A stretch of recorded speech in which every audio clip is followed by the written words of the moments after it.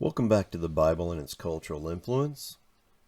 Today we'll be talking about Holy Week, part 1, from Palm Sunday to the trial.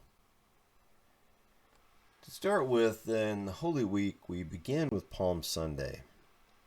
Palm Sunday is the time when we remember the triumphant entry of Jesus into Jerusalem, where the people were laying down their cloaks or leafy branches in front of him.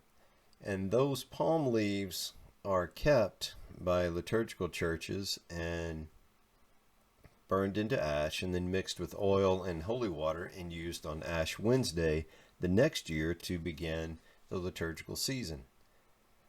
On Monday, Tuesday, and Wednesday are sometimes referred to simply as Holy Monday, Holy Tuesday, and Holy Wednesday. And those are the days that Jesus does a great deal of interactions at the temple. He tells lots of parables, which we'll talk about a few of them. Wednesday is also referred to as Spy Wednesday, which is the day that Judas goes to the priest and sets up the deal for 30 pieces of silver to betray Jesus.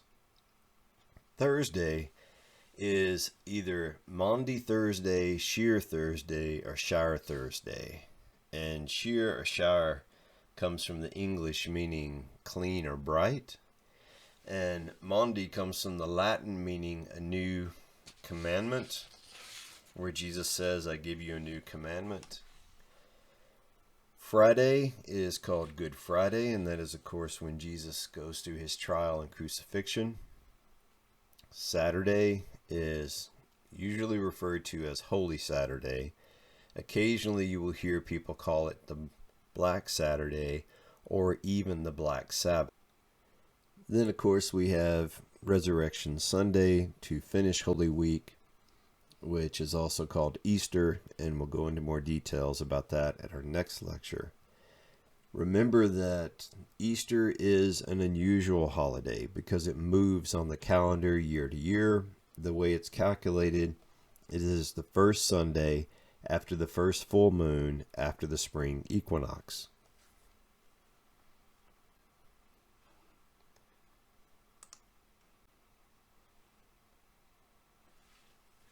Now, as far as the celebration of Holy Week, we do know that around the 300s, late 300s, early 400s, that the liturgical churches were beginning to practice Holy Week. It wasn't the full Holy Week that we know of now, but they were starting to practice at least Maundy Thursday, Good Friday, Palm Sunday, and then, of course, Easter. And remember, on Thursday is traditionally in the liturgical churches when the priest will wash the feet of members of the congregation, and they also typically remove some of the coverings off of the crucifix and icons that may have been covered during the Lent season.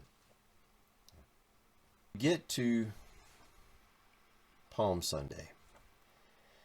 And Jesus is going to come down from Bethany. He's going to go up to the Mount of Olives, and then his apostles are going to go find him a donkey to ride, and he's going to go down into Jerusalem.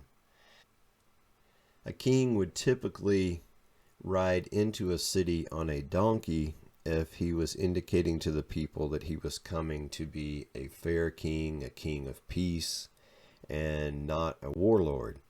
If you rode in on a horse, usually a white horse, it would indicate that he was coming in warfare and that he was going to conquer you, and it may not be pleasant for you. So the fact that Jesus rides in on a donkey is very prophetic. He's indicating that he is a peaceful ruler. He's also claiming, by riding the donkey in like this, that he is the Messiah and King of the Jewish people. So, as he approaches, people cut palm branches, or the term is also leafy branches, and some think that that's probably a more accurate term because palm branches typically were grown more around Jericho, which they may have hauled up there, or they may have just gone into the fields and cut leafy branches. But the point is by putting their cloaks and the branches on the road for the donkey to ride over, they're indicating how special they think that Jesus is. The people are crying out, "Hosanna to the Son of David." Hosanna means he saves. The Pharisees are getting irritated with this because they don't like that Jesus is causing issues. They've already had trouble with him, and tells them to be silent. And Jesus says the stones will cry out. Have some amazing artwork from this week, the Holy Week. You see in the background, the people are cutting the branches off the trees. So he's going to go up to the temple and go into the temple. And Jesus, because it's late in the day, is not going to do a whole lot. He's going to look around the temple, and then he's going to leave and go back. And it may have been the reason it was taking him so long to get to the temple is because the parade of people laying their cloaks and branches down may have taken quite a while for him to get there. And we need to note that when you look where Jesus is headed is right in here to this part of the temple. In John, it says that the night before Jesus clears the temple, when he was in Bethany, he made a whip of cords. And there's some discussion about what this possibly can mean. In the artist rendition we'll see in a minute, usually it is a small whip, almost like a cat of nine tails, that we're seeing Jesus use without the pieces of metal embedded in the ends. But some have argued that the term whip that's used there in John is actually a mule driver's whip. So it would have been something a lot longer, anywhere from 10 to 15 feet long, maybe even longer. The reason that Jesus wants to drive out the money changers and those who are selling animals in the temple is because the Temple Mount area is supposed to be sacred. It is supposed to be reserved for the talking about scripture, discussing things with the rabbi, and for the priests to go into the temple, offer their sacrifices. It's not supposed to be a place of casual commerce. Now, outside of the temple, it was very common for these areas to be set up, because if you're traveling from all over the world to come to Jerusalem during the 3 high festivals, you don't have an opportunity to bring a lamb with you from, say, Galilee. It's too far of a trip. Plus, the lamb that you were offering to sacrifice may get injured or hurt.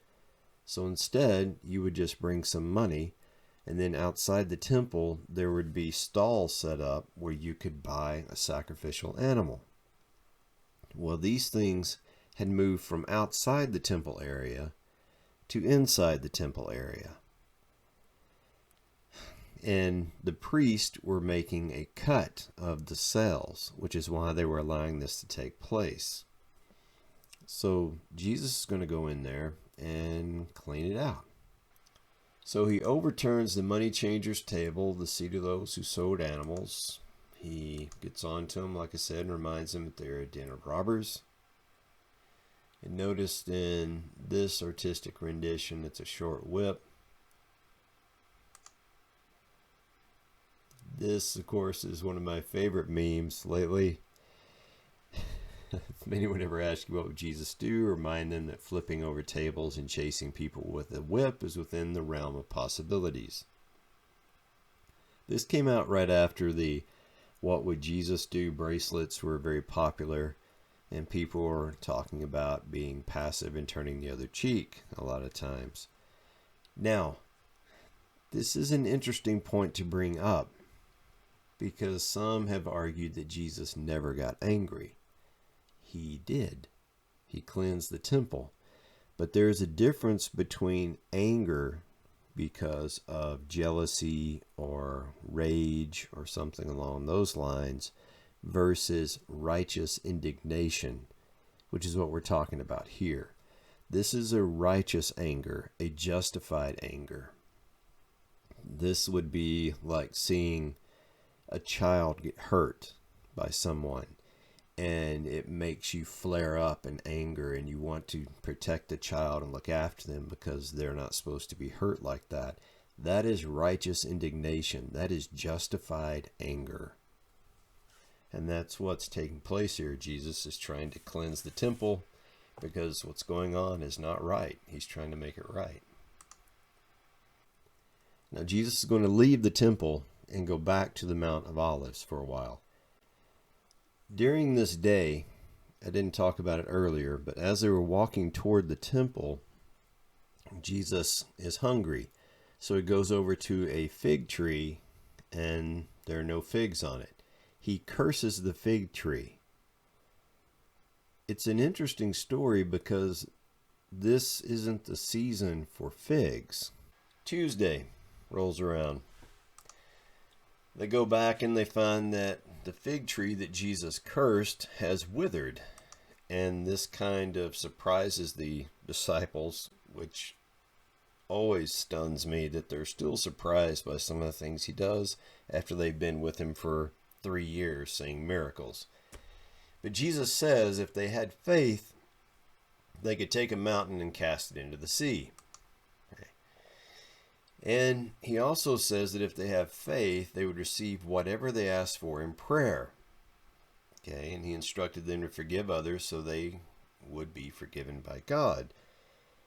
And this brings up an interesting point because you have to be careful. It brings up an interesting point because it makes it almost appear that God is like Santa Claus or a vending machine that you can just pray for whatever you want and God gives it to you.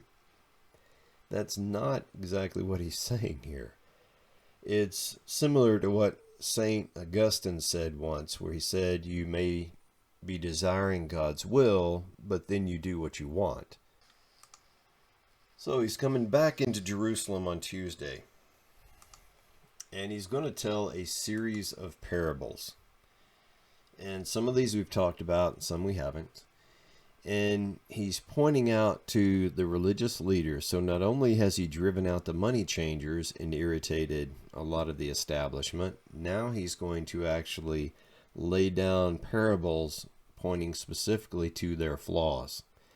And he's going to tell the parable of the two sons, the parable of the wicked tenants, and the parable of the great supper, indicating that all these great things have been available to the priest and those who are ruling the Israelite nation for a long, long time, but they have become numb to it and they haven't actually paid attention to it or reread the scriptures.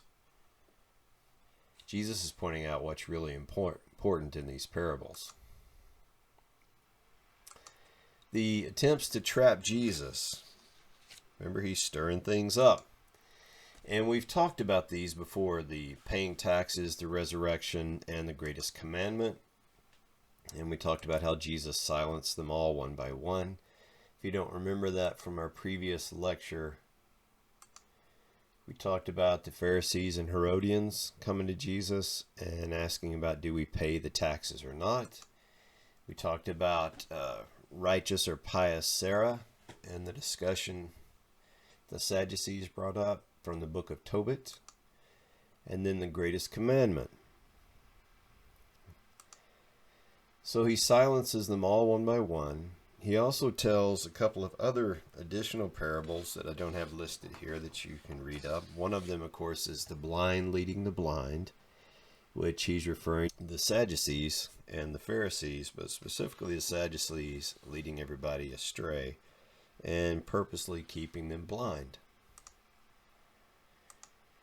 Then he goes and sits and watches the offerings being made. And in the temple, the offerings were given whenever you gave your tithe. They developed this system where they had these large boxes with what looked like a big horn on the top, kind of like the bell of a tuba. And when you walked up, people would take if they wanted people to notice their giving, they would get their tithe in small coins, and then when they walked up to these boxes, they would throw the coins in, so they would hit this metal bell as they fell into the box, and they would ring and make lots of noise.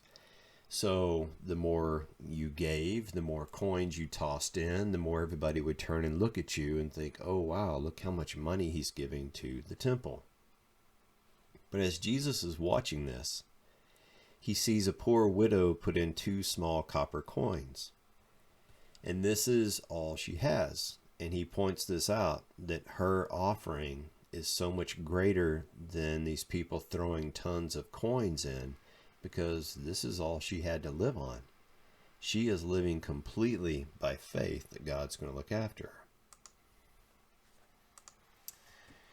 And then, of course, as he's leaving to go back to the Mount of Olives, he's going to say that one of the apostles brings up the point, look how great the walls are. And Jesus points out that it's going to be destroyed in the future. It will be torn down in 3 days. Now this is an interesting passage because he's actually referring to himself, but he's also predicting the destruction of the temple, which will take place in 70 AD when the Romans finally burn it completely to the ground. General Titus comes in, he destroys it, he hauls off all the gold, and the Roman soldiers actually pry apart all of the stones in the temple after they've burned it. They pry the stones apart in order to get the melted gold out. And Jesus actually points out that not a stone will be left on a stone. Okay. He's going to go back to the Mount of Olives. The apostles ask him, when is the end going to happen? When do we need to be ready?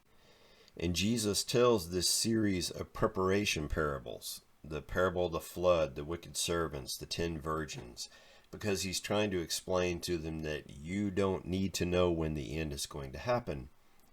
Because human nature, if you know the exact day that the world is going to end, or the apocalypse is going to start, then you will postpone things until right before that date.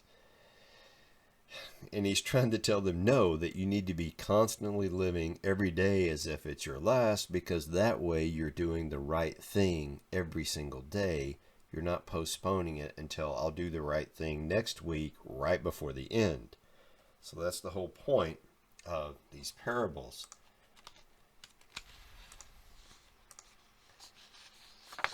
It's the parable of the talents. And this one you can find in Matthew 25, if you want to read it. It's interesting because the master gives to his trusty servants 5 talents, 2 talents, and 1 talent. And then he goes away on a journey. And then when he comes back, he wants to know what they've done. Well, first of all, a couple of things we need to talk about. Talent is roughly 75 pounds of silver. So the equivalency in the day would be that if he gives him 5 talents, that would be the equivalent of roughly 50,000 denarii. And since 1 denarii is what you earn in 1 day of work, the master gave one of his servants roughly 136 years of wages. So the amount he gives to his servant is a lot. All 3 of the servants, he gives a great deal of money. Discussion about this is that the talents really isn't money. What he's actually talking about here is that it's a talent, like a skill that you have been blessed with in life. And if you waste it, if you go out and bury it and don't use it, then the master who gave it to you is going to be upset. So by telling this story, Jesus is inferring that everyone has a gift given by God, and if you don't use it for God, so that when he comes back you can say, look what I did with it, then he's going to be upset because you didn't use the talent that he gave you. You didn't fully realize what you could have done. He's going to meet with the Greeks. Some of the Greeks come to talk to him. He's going to talk about that. Jesus is going to tell his disciples that Passover is coming, and that he's going to be handed over and he's going to be crucified. Okay. And remember, the priests are still looking for a way to kill him. You have several authorities who are starting to believe Jesus at this time, but they kept it from them from telling anybody else. They didn't want to explain that they were starting to believe Jesus because you could get kicked out of the synagogue. And if you got kicked out of the synagogue in this time period, then you were then open to the punishments of the Romans. Because remember, Rome kind of overlooked and looked the other way with activities with the Jewish people. Jesus is going to go back to Bethany and stay at the house of Simon the leper. So he's going to go all the way back to Bethany. Yeah. And at this dinner, we're going to get an interesting story. We have the woman who anoints Jesus with very expensive perfume.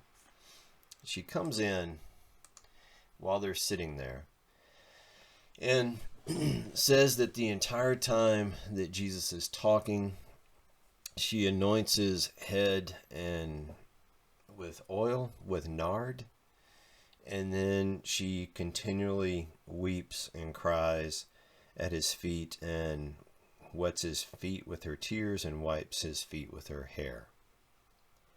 Now, the perfume she's using is nard.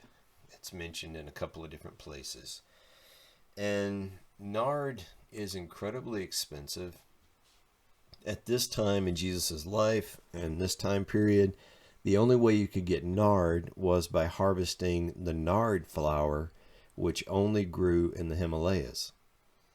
So a small vial of nard, a small perfume bottle, you might think of it, would be the equivalent of roughly $18,000 to $24,000. This probably was the woman's dowry. This was not perfume that you would use on a daily basis. This would be incredibly rare. You, in some cases, would keep it and pass it on to your daughter for her dowry. And it was sealed within an alabaster jar. And the way the jars were designed is they had a very thin neck that could be broken, because once you sealed this, you did not unstop it. It was sealed with wax and preserved. And typically you showed somebody how much they meant to you if you broke this and poured it out, because she is in effect pouring out her dowry on Jesus. Apostles are going to get upset, specifically Judas Iscariot is going to get upset. And some have wondered if this is the final point that pushes him over the edge, because we know that he was the treasurer of the group, and it does say that he occasionally helped himself to the money in the treasury bag. So maybe he looked at this as a year's wage roughly, and he could have had that money to do something with. But Jesus tells him to leave the woman alone, and that she would be remembered for what she did. And she is. This is the actual passage. And she broke the bottle of nard and poured it on Jesus.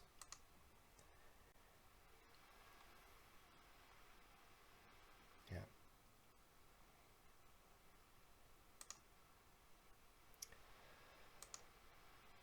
Now Judas, as we said, some have argued that why was Judas with the group, and why did Judas go and betray Jesus to the priest? Well, Judas probably believed that Jesus was the King Messiah that a lot of Jews are waiting on. This would be the Messiah who would come in, become king, take over ruler of Israel and then become the great king they all expected. And that was not what Jesus was becoming. Jesus was fulfilling the purpose of a priest Messiah.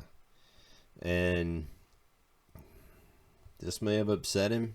He may have wanted to overturn the Roman government and everything, and that's not where Jesus is going. So he goes out and trades the life of Jesus for 30 pieces of silver, which was the rough going rate of buying a slave, was about 30 pieces of silver, or a month's wage.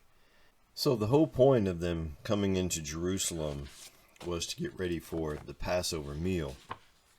And Jesus is getting ready to celebrate the Passover with his apostles. Now there's a little bit of confusion here and controversy because typically you celebrated the Passover meal with your family. And we know that some of these apostles had family around. So they're wanting to know why. People have wanted to know why Jesus is celebrating the Passover with his apostles and why they're not celebrating with their families. It could be that Jesus is celebrating the Passover on Thursday with his apostles, or he might actually be celebrating a little bit earlier, maybe on Wednesday. There were some rabbis who would do a Passover meal with their apostles and students, and they would do that typically the day before you would have the official Passover meal with your family. So some have wondered if that's going on here, or it could be that, as Jesus said, his family were those that followed him. So that could also be the case. It's just an interesting kind of side note.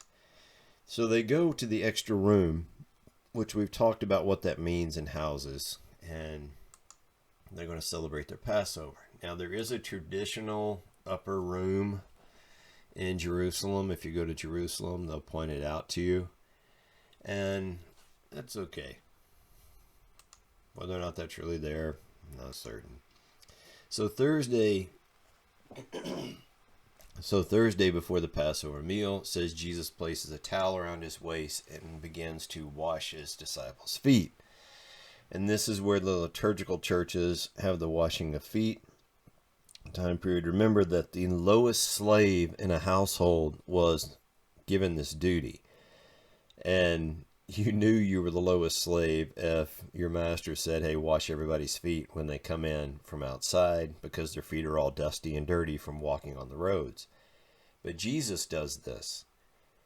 And of course, Peter, who you got to love Peter, he's got a great heart, but often says things he shouldn't. He says, you're not going to wash my feet. Jesus said, if you don't let me wash your feet, you can't be a part of it. And then, of course, Peter says, well, then pour the water over all of me, wash everything. Yeah, you got to love Peter.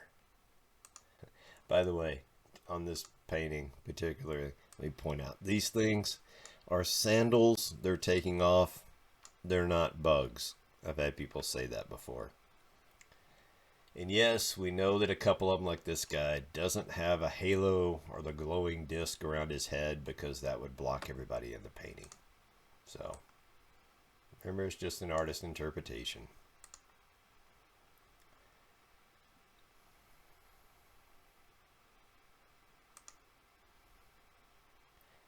All right, so during the dinner, Jesus says that the one who would betray him was cursed. They're all saying it's not me, not me. Jesus says, the one who dips his bread in the same dish as me, that's the guy. And Judas Iscariot is the one who does it. And Jesus tells him, go and do what you plan to do. And he leaves.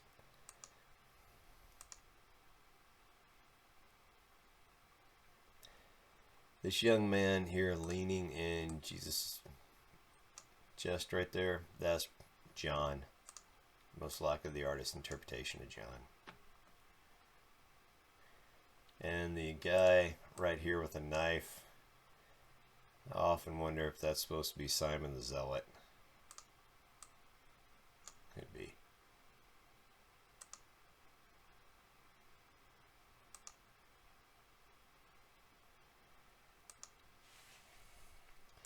Jesus takes the cup and bread and he changes things up during the Passover service. The Passover meal, if you've never had an opportunity to do one, you should. There is a set standard of what you're supposed to say. There are questions the youngest person there is supposed to ask. The oldest person is supposed to tell the story of the Passover and the Exodus from Egypt. And there are certain things and blessings that are said with each cup and with the breaking of the bread. And Jesus changes this up a little bit. He starts talking about that his body is the bread, his blood is the wine, which would have been quite controversial for the apostles to hear this. They have heard this Passover all their lives, every year growing up, and now Jesus is suddenly changing some of the terms he's using there. Of course, we have the famous Da Vinci Last Supper. All sorts of great controversy with this one. All right, after the dinner, he tells them to love one another. I mean, Jesus is boiling it down. This is it. He knows he's about to go. He tells them, love one another, right? And that people are going to recognize you by your love for one another. He asks his disciples, do they have a sword? And they're like, yeah, we have two. Yeah. So they get ready to go. They sing a hymn, which was a traditional way to end the Passover. And then they head back out up to the Mount of Olives.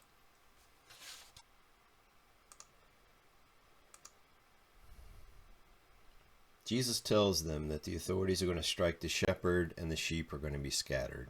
And of course, he's referring to them. All right. He tells Simon Peter, okay, you need to pray.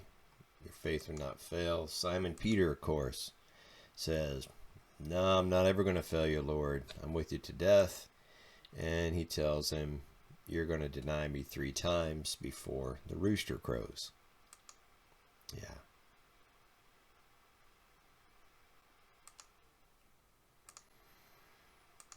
Jesus goes to pray. He takes Peter, James, and John, which we've talked about are the 3 of the inner circle that tend to go with him. They keep falling asleep. It is very, very late at night, and they've just done the Passover feast. Yeah.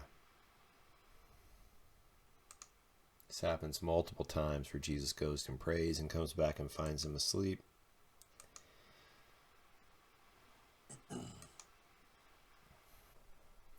Says that as Jesus is praying, his sweat was like great drops of blood falling on the ground.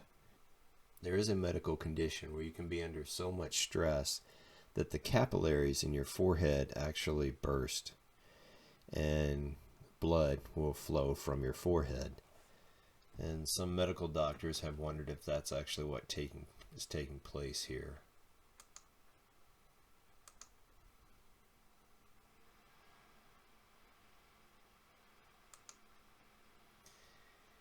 And then Judas is going to show up with the soldiers to take Jesus. Now, these are temple guards. They're not Roman soldiers. Roman soldiers probably wouldn't be bothered with this right now. But the temple guards, of course, are under the orders of the priest, and they want to get rid of Jesus. So they're there to arrest him.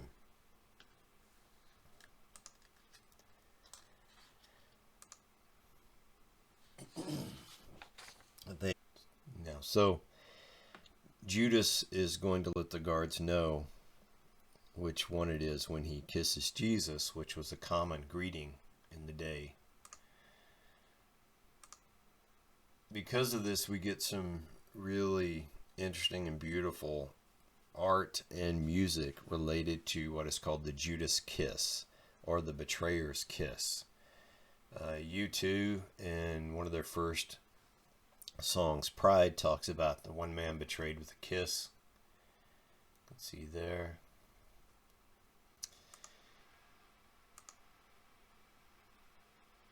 Okay, so the soldiers, when they get there, they ask if he's Jesus. of Nazareth. And he says, I am he. And this is in John 18. It says, I am he, Jesus said. And when Jesus said, I am he, they drew back and fell to the ground. Some have pointed out that the term that is used here, that actually when Jesus said, I am he, there was so much force that came out with it, whether it's spiritual or physical force, that it actually blew the soldiers down.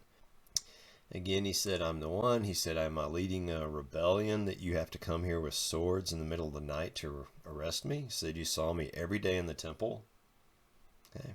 He told him, let the disciples go. He said, Judas kisses him. A fight breaks out because Peter and the other apostles aren't going to let him take Jesus.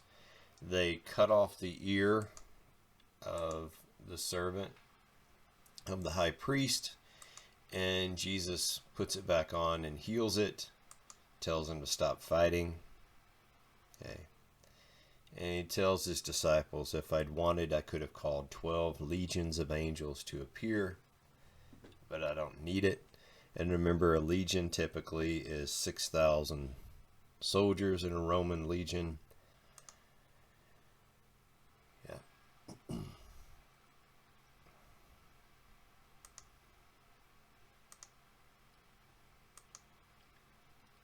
All right, so they take him, they bind him in chains, and they're going to take him to the high priest's house, where the priest and scribes and everybody is assembled, ready to try Jesus.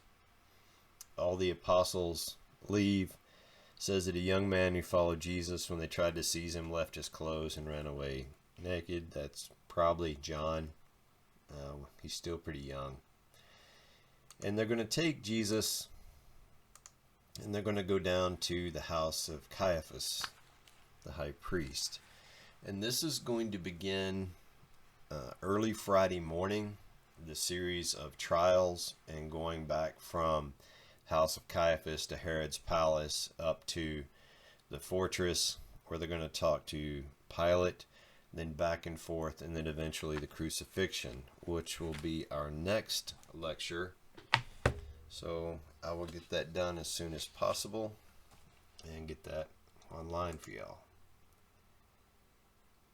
Thank you for listening. I hope you learned something new, and shalom.